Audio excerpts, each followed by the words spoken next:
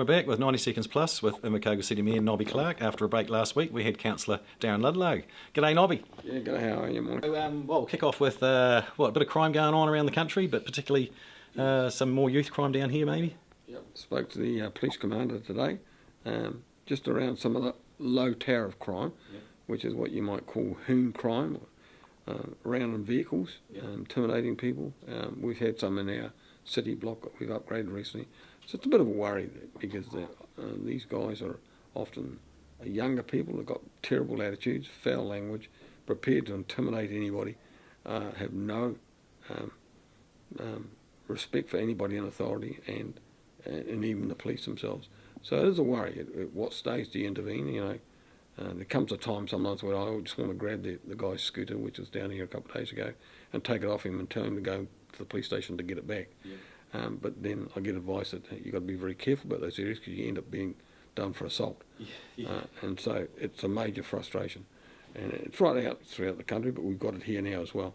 So, but we've also got a degree of retail theft as well, which is going on in the new mall and in some of the adjoining streets. So the police are very aware of that and trying to keep on top of that.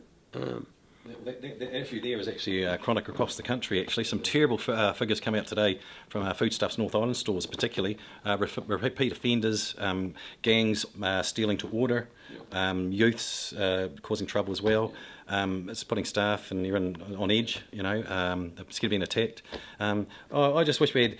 You know, thinking back 6.5 years ago, we had a government that actually upheld the law and dealt to criminals and gangs, whereas it seems like a distant memory now, where now the gaslighting between the media and the government, it's respected as just normal, which it is not. So that's really disappointing. I've been quite open about what I think about the Ram Raiders, but I'll come to that in a minute. We are putting in some CCTV cameras towards the end of this year. So potentially up to 300. So we'll have every spot around the town covered. It doesn't stop crime, but it's a deterrent. Some people would argue it's not, but it does allow the police to then pick up who the offenders are before they run away. Because by the time the police get here, it's often too late. But up north, I've worked around youth justice and things in the past. The only way to stop the ram raids is to give them a deterrent. And there's only one deterrent that works, and that's to have a detention centre. We used to have a ball store here for the same reason. And what happens is when you get picked up on a ram raid, you get put in the detention centre where you still get your 3 square meals. You don't get to watch TV or play video games, and you get to ring mum or dad once a day. And you stay there till you go to the youth court, and the backlog means that you'll probably be there for 3 or 4 months. If they know they're going to be isolated away from their mates and away from the technology for that long, that may deter some of them. But at the moment what happens is they get warned, they get a referral to youth justice, and they're back out in the street a couple of days later doing exactly the same thing. And so detention centres are not hard to set up and run. And we need them for youth crime. Because we seem to be, if I can quote a famous politician, local New Zealand politician, Winston Peters, with they get a slap on the wrist with a wet bus ticket, and don't learn from their bad decisions. And we've got the by-election coming up. As of noon today, we had 10 candidates, and everyone's got till 12 noon tomorrow to get their name in. So an interesting mix there. So a few people last from the past with a couple of recycled, I'd call recycled councillors want to have another crack. Then we've got some newbies.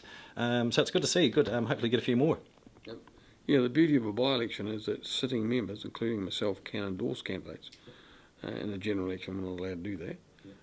So yeah, I'll be declaring that I'm supporting 1, maybe 2 candidates, and that will give, I guess, the voting community who believe that I've got things going right at council, that I've got a reasonably good assessment of people. So I'll be throwing my name into the hat there somewhere along the line to support at least 1 candidate and maybe 2. And we'll definitely be doing our polling as if you look back last year, the election, we were 100% right with the mayoral result, and we weren't too bad actually with the councillors actually either. We did considering we're the local outfit that actually had the polling pretty much bang on. So looking forward to that. Doing that for this election will be interesting. It informs people, gets a bit of a feel for what's out in the community. Especially if you had to do it part way through that period in the voting, just after people get a chance to see, what the candidates are saying about themselves. Because that's one of the downsides those profiles or those bios are created by the candidate themselves. So, but it'll be interesting to see what comes out of that, for sure.